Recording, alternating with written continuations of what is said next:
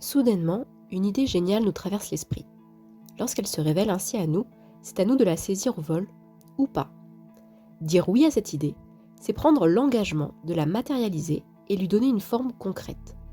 Selon Elizabeth Gilbert, toutes les idées sont en quête d'un humain qui lui permettra de se révéler au monde à travers lui. Sa vision de la créativité est très mystique.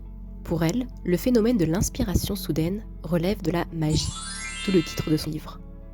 L'idée à laquelle on a dit oui nous anime désormais, elle nous inspire, et nous allons en prendre soin pour lui donner la chance de s'exprimer à travers nous, sous la forme d'une création humaine. Et si au contraire on ne veut pas d'elle, qu'on refuse de s'y consacrer, l'idée partira, ira se manifester chez quelqu'un d'autre, en quête d'un autre humain. C'est donc à nous de choisir d'accepter ou non, de se laisser animer par une idée pour ensuite la faire vivre. La plupart du temps, on a beaucoup d'idées en même temps, ou le moment n'est pas propice, alors on les laisse s'échapper. Et si on laisse traîner longtemps une idée, si on se désinvestit ou qu'on ne lui donne pas assez d'attention, l'idée va faire ses valises. Oui, c'est l'image qu'emploie Elizabeth Gilbert.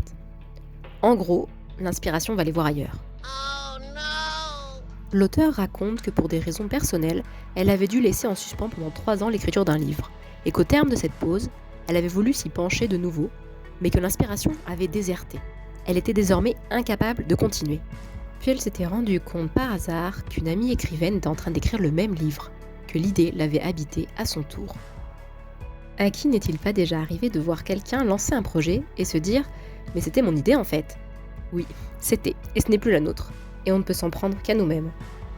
Alors si vous avez une idée géniale, foncez, maintenant, tout de suite, avant qu'il ne soit trop tard.